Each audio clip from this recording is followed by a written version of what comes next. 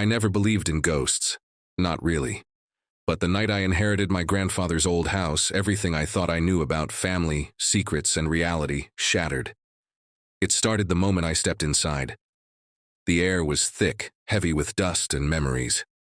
The house smelled like old wood and forgotten stories. My grandfather had died quietly, leaving me the house in his will. No one else wanted it. They said it was cursed. I thought it was just old.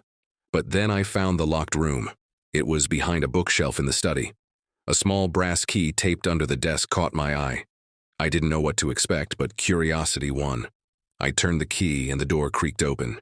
Inside was darkness, a faint smell of damp and something else, something metallic. I flicked on my phone's flashlight and stepped in. The room was small, barely big enough for a person to stand. On the floor lay a dusty trunk. I knelt and opened it. Inside were old photographs, letters, and a diary. The handwriting was shaky, but unmistakably my grandfather's. The diary began with mundane entries: weather, crops, family dinners. But then the tone shifted. He wrote about a secret he'd kept for decades, about a child no one knew existed, a child he had hidden away. I read the words over and over, my heart pounding. "I leave everything to the child who never existed," the will had said. Now I understood. I wasn't supposed to find this. But I did. The letters were addressed to a woman named Clara. My grandmother's name was different. I'd never heard of Clara. The letters spoke of love, betrayal, and a promise to protect a secret at all costs. One letter stopped me cold.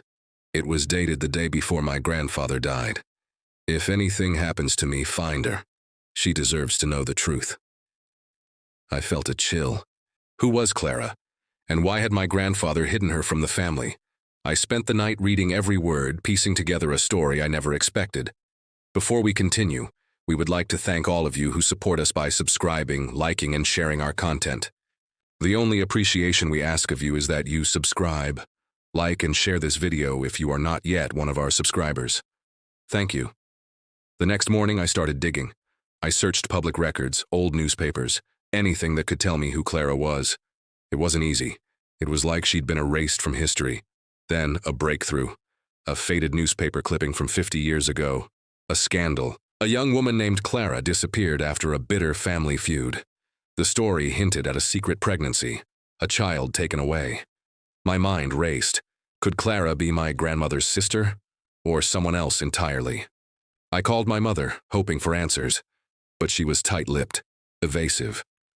"Some things are better left buried," she said. That only made me more determined. I returned to the house, to the locked room. There was one last thing in the trunk. A small, worn locket. Inside was a photo of a baby. The date scratched on the back was the same year Clara disappeared. I held the locket close, feeling the weight of generations pressing down on me. Then the phone rang.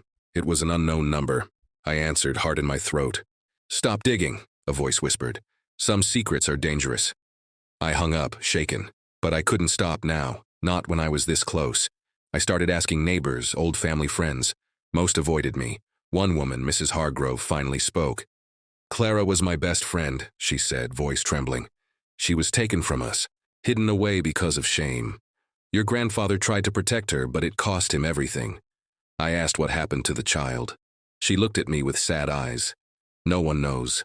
Some say she was raised in secret. Others say she never lived." I felt tears sting my eyes, a child lost to time, to lies. That night I dreamed of a little girl, standing alone in the dark, waiting for someone to find her. The next day I found a hidden compartment in the trunk. Inside was a faded birth certificate. The name, Clara's child. The mother's name was crossed out. The father's name was my grandfather's. I was holding proof of a secret family I never knew existed. But the story didn't end there. Found a letter addressed to me, written in my grandfather's shaky hand. "Dear grandchild, if you are reading this, you have found the truth. I was wrong to hide it, but I did it to protect you. Now, it's your turn to decide what to do with this knowledge." I sat there overwhelmed. My whole life I thought I knew who I was, but now everything was different. Who was this child? Was it me? Was there a sibling I never knew about? I had to find out. The search for answers led me down a path I never expected. I hired a private investigator to dig into Clara's child. The results came back weeks later. There was a woman living just a few towns over. She had no idea about her true parentage. Her name was Emily. I called her, hands shaking. When she answered, I heard the same uncertainty I felt. "I don't know what you're talking about," she said at first. But as I told her the story, her voice cracked. We agreed to meet. The day I met Emily was surreal. She looked like me. Same eyes, same smile. It was impossible. We talked for hours. She told me she'd always felt like something was missing, like she was living someone else's life. I told her about the locked room, the diary, the letters. Tears streamed down her face. "I never knew my parents," she said. "I was adopted. I always wondered why." We were family, half-sisters, separated by decades of lies. But the story took a darker turn. Emily revealed she'd been followed for years. Strange calls, people watching her. She thought it was paranoia, but now it made sense. Someone wanted to keep this secret buried. We decided to confront my mother. The conversation was explosive. She admitted everything. The affair, the child, the cover-up. She begged for forgiveness. But I was angry, betrayed. "How could you hide this from me?" I asked. She broke down. "I was protecting you, protecting the family. But at what cost? The truth had torn us apart." Before we continue, we would like to thank all of you who support us by subscribing, liking, and sharing our content. The only appreciation we ask of you is that you subscribe, like, and share this video if you are not yet one of our subscribers. Thank you. Emily and I decided to rebuild what was lost. We shared stories, memories, and slowly, a bond formed. But the past wasn't done with us. One night I found a package on my doorstep. Inside was a photo of the locked room, taken recently, and a note: "Stop now or lose everything." Fear gripped me, but I refused to back down. I went back to the house, determined to find more answers. In the locked room, I found a hidden drawer in the trunk. Inside was a USB drive. I plugged it into my laptop. Videos, recordings of conversations between my grandfather and someone I recognized, my mother's brother. They talked about the child, the cover-up, and threats. The final video was chilling. "My family will never know the truth," my uncle said coldly. "If anyone tries to expose us, they'll disappear." I realized the danger was real. But so was the truth. Emily and I went public with our story. It was messy, painful, but freeing. The family fractured, but I found strength in the truth.